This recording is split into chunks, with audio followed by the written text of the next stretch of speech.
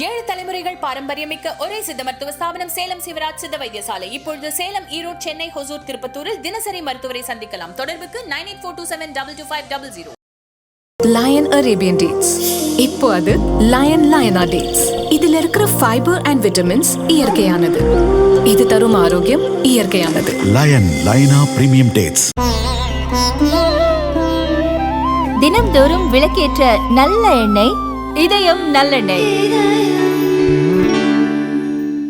சாணக்கியர்கள் வணக்கம். நீங்கள் பார்த்து கொண்டிருப்பது 7 சென்ஸ். திமுக கூட்டணியில் மார்க்சிஸ்ட் கம்யூனிஸ்ட் கட்சிக்கு திமுக அந்த தொகுதி பங்கீட்டில் ஒரு நீண்ட நாட்களாக ஒரு இழுபறி நீடித்து வரும் நிலையில் மதிமுக பொதுச் செயலாளர் வைகோ அவர்கள் சிபிஎம் அலுவலகத்திற்கு திடீரென்று சென்றது ஒரு கவனம் பெற்றுள்ளது. அதே சமயத்தில் கூட்டணி தொகுதி பங்கீடு குறித்து விசிக தலைவர் திருமாவளவன் அவர்கள் கூறிய கருத்தும் இன்றைய அரசியலில் கவனம் பெற்றுள்ளது. இது குறித்து நம்மிடம் விளக்குவதற்கு நமது மூத்த உதவி ஆசிரியர் அருண் அவர்கள் நம்மிடம் இணைந்துள்ளார். வணக்கம் அருண். வணக்கம். திருமாவளவன் அவர்கள் கூறிய கருத்து, அதாவது இந்த வேட்பாளர்கள் விருப்ப மனு அது தொடர்பாக அறிவிக்கும் போது தொண்டர்கள் மத்தியில் அவர் கூறிய ஒரு கருத்து, 25 ஆண்டுகள் ஆனாலும் போராடியே தொகுதிகளை பெறும் நிலை இருக்கிறது. மக்கள் நல கூட்டணியிலிருந்து 25 தொகுதிகள் நமக்கு கிடைத்தது, அப்போது சுதந்திரமாக செயல்பட முடிந்தது என்ற ஒரு கருத்தை கூறியிருக்கிறார். வலியுடன் திருமாவளவன் இருக்குல்ல, அதுதான் ரொம்ப முக்கியமான விஷயம். ரொம்ப ரெகக்னைஸ்டு பார்ட்டியாக மாறியிருக்காங்க. ரெஜிஸ்டர்டு பார்ட்டியில் ரெகக்னைஸ்டு அங்கீகரிக்கப்பட்ட பார்ட்டியாக உருவெடுத்திருக்கிறார்கள்.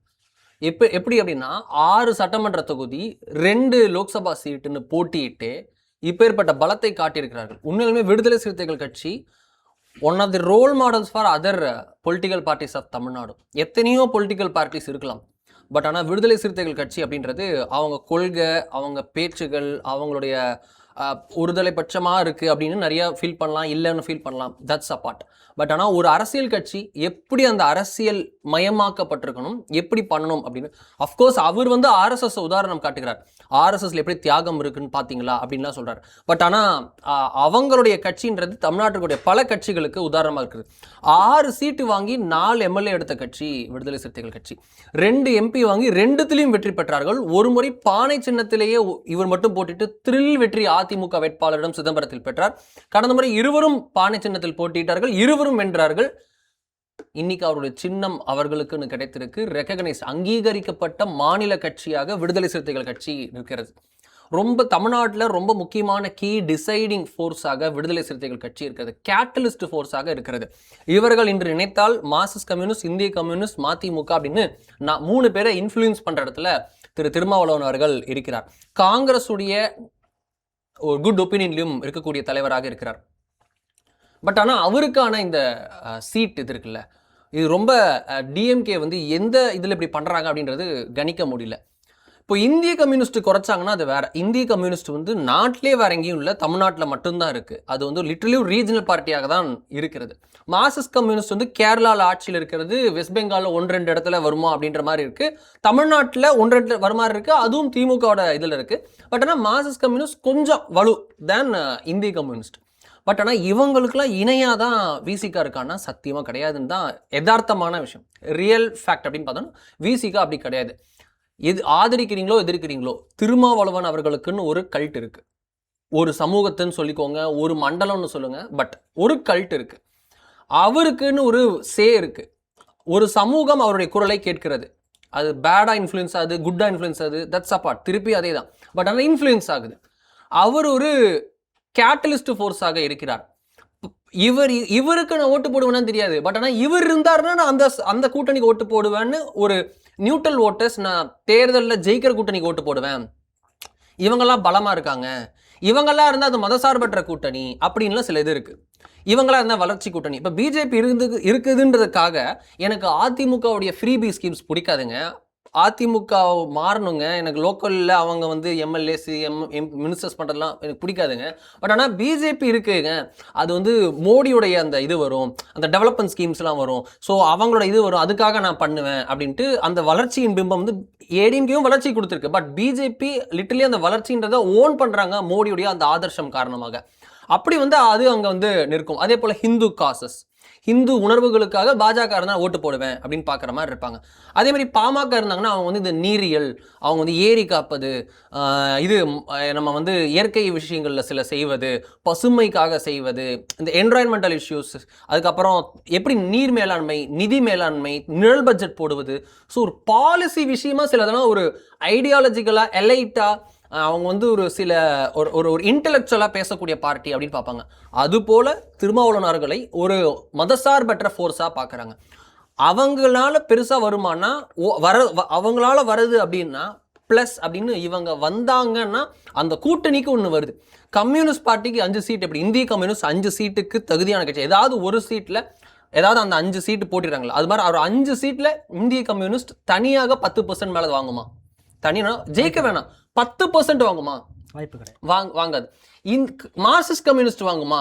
ஒரு தொகுதியில் 2 தொகுதியில் நாகப்பட்டினம் கிட்ட, இல்லைனா வேற எங்கேயாவது ஒரு கோயம்புத்தூரில் ஒரு சைடில் ஏதாவது மில்லுலாம் இருந்த இடத்துல இருக்கா, திருப்பூர் ஒரு இடத்துல வாய்ப்பு இருக்கு எங்கேயாவது, இல்லைனா தளி கிட்ட, இது மாதிரி எங்கேயாவது மார்க்சிஸ்ட் கம்யூனிஸ்ட் சொல்லலாம். இந்திய கம்யூனிஸ்ட்டுக்கு கிடையாது. மதிமுக எங்கேயாவது ஒரு இடத்துல 15% தாண்டுமா? உங்களுக்கு வந்து தூத்துக்குடி கிட்ட சில பெல்ட்டு, மதுரை கிட்ட ஒரு சில இடங்கள், ராஜபாளையம் கிட்ட ஒரு இடங்கள், இது போல தாண்டி வேற எங்கேயாவது மதிமுகனா வராது. ஆனால் அவங்கெல்லாம் ஸ்டேச்சர், வைகோ இருக்காரு அப்படின்னு ஸ்டேச்சர், கம்யூனிஸ்ட் இருக்கு அப்படின்னு ஒரு ஸ்டேச்சர் மதிப்பு.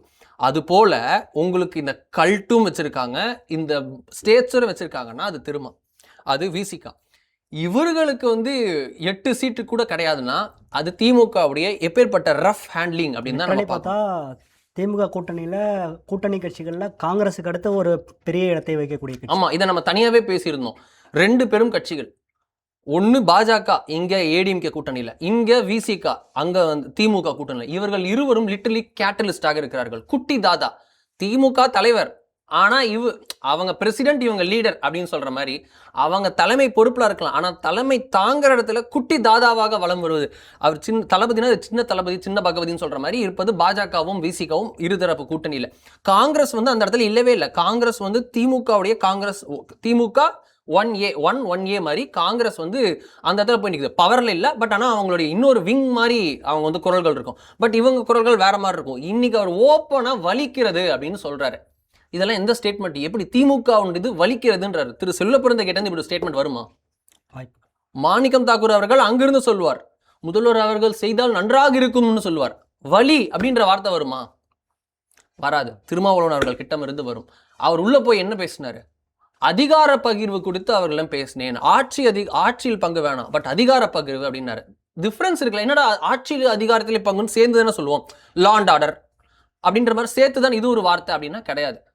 ஆட்சியில் பங்குனா கேபினெட்ல எங்களுக்கு மினிஸ்டர் வேண்டாங்க, வாரிய தலைவர் பதவி இருக்கு, எங்களுக்கு அங்கே கூட்டுறவு சங்க பதவி இருக்கு, லோக்கல் பாடியில் போஸ்ட் இருக்கு, அதுலலாம் எங்களுக்கு கொடுங்க.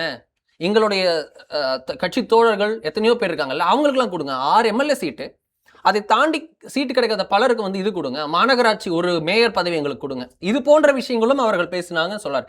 இந்த ஃபார்முலேஷன்ல பேசக்கூடிய ஒருவர். இவர் ஆட்சியில பங்கு கேட்கவே இல்லை, அதற்கான காலம் கனியவில்லைன்னு சொன்ன திருமாவளவன் அவர்கள் இவ்வளோ டீட்டெயிலாக யாரும் பண்ண மாட்டாங்க. பட் அவர் கேட்டது டபுள் டிஜிட்ல பேர ஆரம்பிக்கிறாங்கன்னு வச்சுக்கோங்க. ஓகே, அது 9ல் கேட்டாங்க, இப்போ 8 தான் வேணும்னு கேட்குறாரு. பட் 8 கிடையாது, 7 தான் அப்படின்னு திமுக சொல்றாங்க. இப்படி ஒரு ஹேண்ட்லிங் அப்படின்றது அவர் வாயிலேருந்து வலி அப்படின்ற ஒரு வார்த்தை வந்திருக்கு அப்படின்றத பார்க்குறோம். ஸோ நம்ம க்ளோஸ் சர்க்கிள்ஸில் இங்கேருந்து நம்ம எவ்வளோ வாட்ச் பண்ணும்போது அவர் வந்து இது ஓப்பன் அவுட் பண்ணுற நபர் தான், முக்கிய அரசியல் தலைவர், ஓப்பனாக பேசக்கூடிய நபர் தான். அது பேசினாலும் அதுக்கும் ஒரு அரசியல் இருக்கு அப்படின்றது நம்ம எல்லாருக்குமே தெரியும். வலி அப்படின்னு வந்திருக்கிறது. இந்த வலி அப்படின்றது இன்னைக்கு கூட்டணியோட இருக்கலாம். ஓட்டு டிரான்ஸ்ஃபர் திமுகவுக்கு நடக்குமா அப்படின்னா இவ்வளோ வலிக்கிற மாதிரி அழுத்தணுமா அப்படின்ற கேள்வி இருக்கிறது. திருமாவளவன் அவர்கள் இன்னொரு கருத்தையும் கூறியிருக்கார். 10 தொகுதிக்கும் கீழே கொடுத்தா எப்படி, கட்சியில் நீண்ட நாட்களாக காத்திருப்போரை நாங்கள் கவனத்தில் கொள்ளணும் அப்படிங்கிற ஒரு கருத்தையும் கூறியிருக்கிறார். இது கூட இன்னொரு பாயிண்ட்டையும் சொன்னார். நிறைய கட்சிகள் வந்திருக்குன்னு சீட்டு குறைக்கிறீங்களா, அப்போ திமுகவும் குறைக்கணும்ல அப்படின்னாரு. லாஜிக்கலான பாயிண்ட். திமுகவும் குறைக்கணும்ல, திமுக குறைக்காம, அதாவது நிறைய கட்சிகள் வந்திருக்குன்னு மார்க்சிஸ்ட் கிட்ட ஒன்று குறைக்கணும், இந்திய கம்யூனிஸ்ட் கிட்ட ஒன்று குறைக்கணும், மதிமுக கிட்ட 2 குறைக்கணும், அவங்க சிறுபான்மை கட்சிகள்கிட்ட ஆளுக்கு 1ன்னு குறைக்கணும், தமிழக வாழ்வுரிமை கட்சிக்கு கிடையவே கிடையாது. இது மாதிரிலாம் குறைச்சிக்கிட்டே வந்துட்டு புதுசாக வந்திருக்கிற மக்கள் நீதி மையத்துக்கும் 2. சரி, குறைச்சதுனால இவங்களுக்கு எக்ஸ்ட்ரா தரமானா கிடையாது. தேமுதிகக்கு என்ன தராங்க அப்படின்னா தேமுதிகக்கு தான் ஒரு பாயிண்ட் வந்து இருக்கு. தேமுதிகக்கும் காங்கிரஸும் தான் ஒன்லி பெனிஃபிஷியரியா அப்படின்ற கேள்வி. இல்ல மக்கள் நீதி மையமே இதுல வந்து எண்டே லூசரா தான் நிக்கிறாங்க. பட் இதுல யார் வின்னராட்ட கிட்டத்தட்ட வந்து நிற்பாங்கன்னா தேமுதிகவும் காங்கிரஸும். காங்கிரஸ் வந்து கடந்த முறையை விட கூடுதல் சீட்டு 3 சீட்டு கூடுதலா வாங்கியிருக்காங்க. இவங்க வந்து தேமுதிக வந்து ஒரு ராஜ்யசபா வாங்கிட்டாங்க. தே மே நவ் அரௌண்ட் செட்டில் அரௌண்ட் 8. இவங்களுக்கு 8, விசிகாவுக்கு 8 அப்படின்றாங்க. அந்த இடத்துல 8ன்னு இவங்க கேட்குறாங்க. அட்லீஸ்ட் அவங்க 8 கொடுப்போன்னு அவங்களுக்கு சொல்றாங்க. பட் ஆனால் இவங்க வந்து இவங்க 8 கேட்குறாங்க, 7 தான் கொடுப்பேன் அப்படின்ற மாதிரி திமுக ப்ரெஷர் பண்றாங்க. இங்கே தான் வந்து நிற்குது. நாங்க இத்தனை நாள், நான் இந்த தேர்தல் முடிஞ்சதுக்கு அப்புறமும் பாஜக பின்னாடி போக மாட்டேன்னு நாங்க இருக்கோம். மதிமுக இருக்காங்க, 2 கம்யூனிஸ்ட் தோழர்கள் இருக்காங்க. ஆனா தேர்தல் முடிஞ்சதுக்கு அப்புறம் என்ன வேணா நடக்கலாம், பிஜேபியோட நல்ல உறவுல இருக்கக்கூடிய தேமுதிக அவ்வளவு சீட்டு ஒரு ராஜ்யசபாவா அப்படின்னு இவங்க கேள்வி கேட்கிறாங்க. இது இவர்களுக்கான ஆதங்கம். இவருடைய புது வரவு இவர்களுக்கு ஆதங்கமாக மாறி இருக்கிறது. முன்னாள் மக்கள் நல கூட்டணி தலைமை தாங்குதல் தோழராக இருந்த தேமுதிக தான் இப்போ இவங்களுக்கு ஒரு ப்ராப்ளமாக இருக்கு. அவங்களுக்கு என்ன கொடுக்கணுமோ அதை விட எங்களுக்கு ஒன்று எக்ஸ்ட்ரா கொடுக்கணும் அப்படின்னு அவங்க கேட்குறாங்க. அது என்ன நடக்கும் தெரியல. பட் ஆனால் எண்ட் ஆஃப் தி டே இது ஒரு 7 செட்டில் ஆக தான் அதிக வாய்ப்பு. இன்றைய அவருடைய டோன், நிறைய பேர் வந்திருக்காங்க, யதார்த்தம் தெரியும், நல்லா புரிஞ்சு நடந்துக்கிறோம், ஒரு புரிதலுக்கு வந்துட்டோம் அப்படின்லாம் அவர் சொல்றதை பார்த்தா வலியுடன் ஏற்றுக்கொள்ள இருக்கிறார். தோழமை சுட்டுதல் போல வலியுடன் ஏற்றுக்கொள்ள இருக்கிறார் அந்த சீட்டை அப்படின்றத பார்க்க இருக்கு. இப்போ நீங்கள் கூறினீர்கள் திமுகவும் சீட்டை குறைச்சிக்கணும்னு சொல்லிட்டு. குறைச்சிக்கணும் அவங்களோட பாயிண்ட். எஸ். ஆனால் திமுக தொகுதி பங்கீடு பேச்சுவார்த்தை முதலாக தொடங்கப்பட்டது ஐயுஎம்எல் கட்சியோட. அவங்க கட்சியோட பேச்சுவார்த்தை நடத்தும் போது பார்த்தீங்கன்னா அவர் ஐயுஎம்எல் தலைவர் அவர்கள் கூறுகிறார், திமுகவுடைய அந்த தொகுதி பங்கீடு பேச்சுவார்த்தை குழு தலைவர் டிஆர் பாலு அவர்கள் வந்து எங்களுக்கும் நாங்கள் குறைச்சிக்க போகிறோம் அப்படிங்கிற ஒரு பாயிண்ட்டை சொன்னார். அப்படிங்கிற பாயிண்ட் அவர் சொல்லியிருக்காரு. அது சொன்னாங்க, என்ன நடக்குதுன்றது தெரியல. எவ்வளோ குறைச்சிக்கிறோன்றது இருக்குல்ல. இவங்களுக்கு 8ல் 2 குறையுது, 6ல் 6 தான், 7 தான். இவங்க வளர்ச்சி காமிச்சிருக்காங்கல்ல, இவங்களுக்குன்னு ஒரு கூட்டம் இருக்குல்ல. விசிகாவுக்குன்னு ஒரு மாஸ் இருக்கா இல்லையானா இருக்கு. என்ன லெவல் அப்படின்றது வேற, டிபேட்டபிள், பட் இருக்கு. அப்போ வந்து என்ன சீட் அப்படின்ற கணக்கு இருக்குல்ல, அதுதான் அது திமுக வந்து எப்படி ஹேண்டில் பண்ணாங்க. 8ன்றதுக்கும் 7க்கும் என்ன வித்தியாசம்னா பெரிய வித்தியாசம் இல்லை. 8னா விசிகா வந்து பெருமையா வந்து நினைப்பாங்க, நாங்கள் கடந்த முறை 6 வளர்ச்சி காட்டினோம், 8 அடுத்த முறை மார்க்சிஸ்ட் கம்யூனிஸ்ட் இந்திய கம்யூனிஸ்டும் வளர்ச்சி காட்டினாங்கன்னா அவங்களுக்கு கிடைக்கும். பட் நாங்கள் காமிச்சிட்டோன்றனால எங்களுக்கு கொடுத்துருக்காங்க. 2 சொந்த சின்னத்திலே போட்டுட கொடுத்தாங்க. அதுக்கு முந்தின டைம் ஒரு சொந்த சின்னம் தான். அப்போ அப்படின்னு சொல்லிட்டு அவங்களோட கேடரை விசிகாவால் கன்வின்ஸ் பண்ண முடியும்.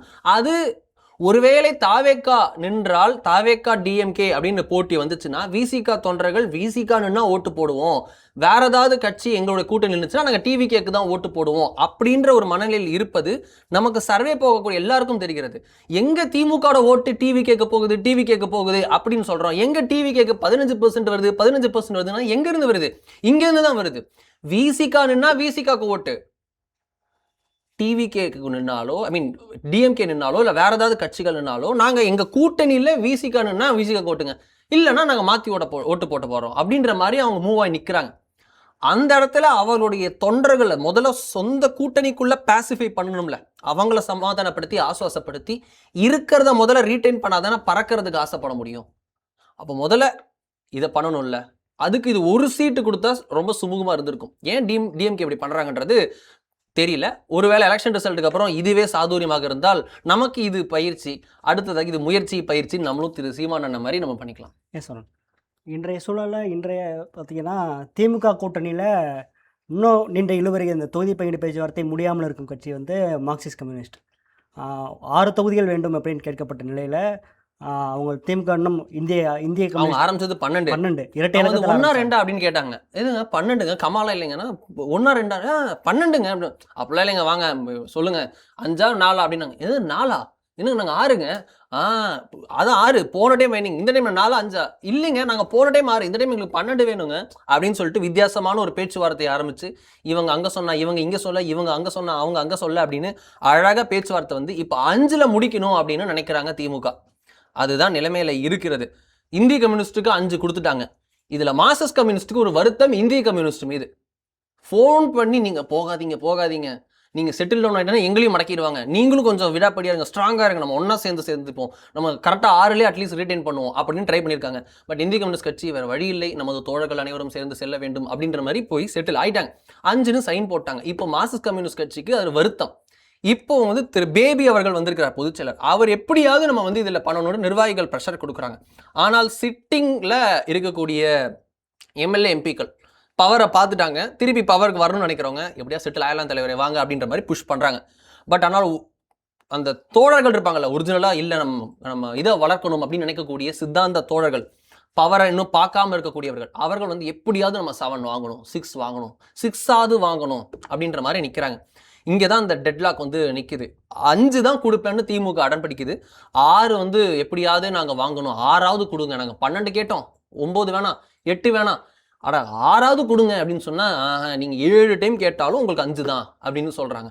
7 நாள் கேட்டாலும் உங்களுக்கு 5 தான் அப்படின்றாங்க. 3 கட்ட பேச்சுவார்த்தையும் முடியுது. ஆமாம், இன்னும் 4 கட்டம் இருக்குல்ல, 7 கட்ட பேச்சுவார்த்தை முடியும். 30 நாள், 30ஆம் தேதி உங்களுக்கு வேட்புமனு தாக்கல் ஆரம்பம். அதுக்குள்ளே கேண்டிடேட்டை முடிவு பண்ணணும். அதுக்குள்ளே எப்படியாவது வந்துடுவாங்க. நான் எது காம்ப்ரமைஸ் பண்ணிச்சு அப்படின்னா வேட்புமனு தாக்கல் தான் காம்ப்ரமைஸ் பண்ணிச்சுன்னு சந்தானமும் இதில் ஆப்போசிட்டில் நின்றுட்டு நைட்டு ஃபுல்லாக வெயிட் பண்ணுவாங்கல்ல, அது மாதிரி திமுக அப்படியே வெயிட் பண்ணுது. டீ குடிக்கலாம் வாங்க, தூக்கம் தெளியதுக்கு டீ குடிக்கலாம் வாங்க, வெயிட் பண்ணிட்டே இருப்போம், ஒன்றும் பிரச்சனை இல்லை, எப்போ 5க்கு ஒத்துக்கிறீங்கன்னு சொல்லுங்கள், அது வரைக்கும் வெயிட் பண்ணலாம் அப்படின்ற மாதிரி. உங்களுக்கு இது 2த்துல ஒன்று தொடுங்கன்னு ஒரு பிரகாஷ் ராஜ் ஆப்ஷன் தெரியும். இந்த 2த்துல ஒன்று சொல்லுங்கள், 5 சீட்டா இல்லை 5 சீட்டா அப்படின்னு கேட்குறாங்க. எங்க 2மே 5 சீட்னா 5 சீட்டு தாங்க, உங்களுக்கு வேறு வழி இல்லை, 5 சீட்டு தான் தொடுங்கன்னு கேட்குறாங்க. இல்லை எங்களுக்கு 6ஆவது வேணுன்ற மாதிரி வந்து நிற்கிறாங்க. என்ன செட்டில் ஆகுதுன்றதை வெயிட் பண்ணி தான் பார்க்கணும். இன்று சென்னை வந்துள்ள அந்த சிபிஎம் பொதுச் செயலாளர் பேபி அவர்களை மதிமுக பொதுச் செயலாளர் வைகோ அவர்கள் நேரில் போய் சந்திச்சிருக்காரு. நாங்கள் அரசியல் பேசவில்லை என்றும் கூறியிருக்கிறார். இது வந்து அப்படிதான், இது வந்து அங்கே இவங்க இல்லை, இவங்க அங்கே இல்லை அப்படின்னு சொல்கிற மாதிரி தான் இருக்குது. திரு வைகோ அவர்கள் வந்து ஒரு தூதுவர் போல சென்றிருக்கார் அப்படின்றது தான் நமக்கு கிடைக்கிற தகவல். டெல்லியிலேருந்து ப. சிதம்பரம் அவர்கள் வந்து ஸ்டாலின் அவர்களை பார்த்து கூட்டணி பேச்சு இறுதியானது போல எடுத்துக்கொள்ளலாமா? அப்படிதான் பார்க்கணும். இதை வேற இது இல்லை. எப்படி மார்க்சிஸ்ட் கம்யூனிஸ்ட்க்கு வேற ஏதாவது ஒரு இது சொல்லியிருப்பாங்க, உங்களுக்கு வேற ஏதாவது இது பண்றோம் அப்படின்ற மாதிரி சொல்லியிருப்பாங்க. இதுக்கு முன்னாடி நடந்திருக்கே 21 தேர்தலில் என்ன நடந்ததுன்றது தெரியும். அதற்கு பின்னர் சப்மிட் செய்யப்பட்ட ஆடிட் ரிப்போர்ட்ல வந்தது, முதல் முறையாக ஒரு அரசியல் கட்சியிடமிருந்து இன்னொரு அரசியல் கட்சி பணம் பெற்றதை அஃபீஷியலா அனௌன்ஸ் பண்ணியிருக்காங்க அப்படின்னா அது மார்க்சிஸ்ட் கம்யூனிஸ்ட் கட்சியுடைய திறந்த குணத்தை நம்ம அப்படின்னு பாராட்டலாம். இல்லை நம்ம அதை வந்து எங்க இப்படியாக நீங்க இதா இருப்பீங்க அப்படின்னு கேட்கலாம். ஜோக்ஸ் அப்பார்ட், எப்படியோ நிறைய வகைகள் இருக்கிறது செட்டில் டவுன் பண்ண, கூல் டவுன் பண்ண, டெம்பரை கூல் பண்ணுறதுக்கு. அதில் ஒரு வகை திரு வைகோ அவர்கள் வந்திருக்கிறார். திமுகவுக்கு தூதுவர் போல வந்திருக்கிறார். இல்லை பேபி அவர்களுக்கு கண்டிப்பாக பெரியவர், இவரை வந்து தெரியாத இந்தியாவில் அரசியல் தலைவர்கள் இருக்க மாட்டார்கள், நிறைய பேருக்கு தெரியும். வாஜ்பாய் அவர்களின் நெருங்கிய அன்புக்கு உண்டானவர் திரு வைகோ அப்படின்னு பார்க்குறோம். அவருடைய நீங்கள் மினிஸ்ட்ரி இல்லாமல் உங்களுக்கு எந்த மினிஸ்ட்ரி கேட்குறீங்களோ எடுத்துக்கோங்கன்ற மாதிரி வைகோ அவர்களுக்கு மரியாதை கொடுத்தார் அப்படின்றத பார்க்குறோம். காங்கிரஸ் வந்து இவருடைய கூட்டணிக்கு வரலையே, ஏன் இவர் நம்மளை இப்படி எதிர்க்கிறாருன்னு 2014 டைமில் அப்படி ஏங்கியிருக்காங்கன்றது ரெக்கார்ட்ஸில் இருக்குது. திமுக அதிமுகவும் வந்து இவர் எப்படி மதிச்சாங்க அப்படின்றத பார்த்துருக்கோம். பட் 2011 டைம்லேருந்து தான் ஒரு ஷேக்கிங், ஒரு இதெல்லாம் பார்த்தோம், சில அலைகள் மாறிதுன்றதை பார்த்தோம். ஆனால் இன்றைக்கும் அவர் மேலே மரியாதை என்றைக்குமே இருந்திருக்கு, இன்றைக்கும் இருக்குன்றதை பார்க்குறோம். ஸோ அவர் மூலியமாக ஒரு தூது ட்ரை பண்ணுறாங்க. பட் மதிமுகக்கு நிலைமை என்னன்றதை பார்க்குறோம்ல, அவர்களுக்கே சொந்த சின்னமுக்கு அப்படி கஷ்டப்பட வேண்டியதாக இருக்குது, சீட் அதுக்காக குறைச்சிக்க வேண்டியதாக இருக்குது. இதுக்கும் நல்ல ஸ்ட்ரைக் ரேட் கொடுத்த கட்சி மதிமுக. உங்களுக்கு உதயசூரியன் நின்னா மட்டும் மதிமுக வேறு ஏதாவது ஒரு கேண்டிடேட்ஸால் ஜெயிச்சிட முடியுமா? ஜவாஹிருல்லா எவ்வளோ நின்னார் உதயசூரியனில், எவ்வளோ எம்எல்ஏ கிடச்சிது? மதிமுக எவ்வளோ நின்றுச்சு உதயசூரியனில்? ஏன் மதிமுக மட்டும் உதயசூரியன் நின்னா ஜெயிக்குது, ஜவாஹிருல்லா அவருடைய பார்ட்டியில் மனித மக்கள் கட்சியிலேருந்து உதயசூரியன் நின்னா ஜெயிக்க முடியல? அப்படின்னா மதிமுகன்னு ஒரு ப்ரெசன்ஸ் இருக்குல்ல, அந்த ப்ரெசன்ஸ் ஏன் வந்து டிஎம்கே அக்னாலஜ் பண்ண மாட்டேங்குது? நம்ம ஓட்டு தாங்க, இங்கே தானே வந்தாகணும், ஏன் அப்படின்னா ஆப்ஷன்ஸ் இல்லை. அது போல தான் இன்னைக்கு வந்து மார்க்சிஸ்ட் கம்யூனிஸ்டுக்கும் இருக்கிறது. மார்க்சிஸ்ட் கம்யூனிஸ்ட் விஜய் அவர்களை கடுமையாக விமர்சிச்சாங்க. விஜய் அவர்கள் கூட இப்போ போல நினைச்சாலும் விஜய் பெரிய ஓப்பனிங்கா? இன்னைக்கு இருக்கிற நிலைமைக்கு விசிகாக்கு பெஸ்ட் சான்ஸ் கிடையாது, விசிகா டிவிக்கே கூட போகிறதுக்கு. ஆனால் டிவிக்கே ப்ரூவ் பண்ணுற இடத்துல இல்லை, அவங்க எந்த நிலைமையில இருக்காங்கன்றது தெரியும். டிஎம்கே தான் பெஸ்ட் பெட். இப்போ 6 சீட்டா 7 சீட்டான்னு விசிகா பேசுறாங்க. இதுல 4 3 கன்வெர்ட் பண்ணிடலாம், எம்எல்ஏ அடிச்சு பிடிச்சி வாங்கிடலாம். தொகுதி ஆன்டி இன்கம்பன்சி இருக்கா, 6 அப்படியே திருப்பூர் வேணாம், நாகப்பட்டினம் வேணாம் அப்படின்னு தொகுதியை மாற்றி ஜம்பிள் பண்ணி புதுசாக ஒரு இடத்துக்கு போவோம் அப்படின்னு புது கேண்டிடேட்ஸை போடுவோம், ஆன்டி இன்கம்பன்சி டேக்கிள் பண்ணிடுவோம், லோக்கலாக நல்லா நம்ம வந்து சரி கட்டி ஜெயிச்சிடலாம். 2 எம்எல்ஏ 3 எம்எல்ஏ சரி, குறைஞ்சபட்சம் ஒஸ்ட் கேஸில் 6 சீட்டு நின்று 2 எம்எல்ஏ ஜெயிக்கிறாங்க விசிகான்னு வச்சுப்போம். 2 எம்எல்ஏ அஷூரன்ஸா உங்களுக்கு வந்து டிவிக்கே கூட்டணிக்கு போனா கிடையாது. அதுதான் இப்போ டிஎம்கேக்கு இதாக வந்திருக்கிறது. யாராவது ஒரே ஒருத்தர் டிவிக்கு கூட கூட்டணிக்கு போயிருந்தாங்க, காங்கிரஸ் ஆர் யாராவது ஒருத்தர் போயிருந்தாங்கன்னா இவங்க எல்லாருக்கும் அந்த பலு கூட கூட கூட நம்ம போனால் இன்னும் ஆகும். இப்போ அவங்க வந்து டிவிக்கே தனியாக 15 இருக்காங்க. இவங்க போனதுனால அந்த பெர்செப்ஷனில் 18 ஆகும். இவங்க போனதுனால இவங்களோட பலம் வந்து 22 ஆகும். நம்ம போனால் அது 24 ஆகும். அது நம்மளும் சேர்ந்துட்டோன்றனால பெர்செப்ஷனில் இன்னும் 2% 26 ஆகும் இருக்கு. அதாவது இவங்க 2 பேர் சேர்ந்தா ஒரு பலம், இவங்க சேர்ந்துட்டாங்கனால பெர்செப்ஷனுக்கு ஒரு பலம்னு கூடிக்கிட்டே போகும். ரைட், அப்போ 26%, அப்போ இன்னொரு கட்சி வரும் அப்படின்ற மாதிரி ஒரு ப்ரெஷர் பில்டப் ஆகும். ஆனால் ஒன்று கூட ஓப்பன் ஆகலை, ஐஸே பிரேக் ஆகலை. அப்படின்றப்போ தனித்து விடப்பட்டாரா விஜய்னு ஒரு கேள்வி இருக்குன்றப்போ, அவரும் இப்போ மும்பையில் இருக்காருன்றப்போ இப்போ நினச்சா கூட பேச்சுவார்த்தை நடத்த முடியாது. விஜய் அவர்கள் மும்பையில் இருக்காரு. ஸோ இப்படி தான் இருக்குன்றப்போ வேறு வழி இல்லை. சாவி நம்ம ஆசிரியர் சொன்னப்போ சாவியை தொலைச்சு தூக்கி எங்கேயோ போட்டாங்க, வேறு வழி இல்லை.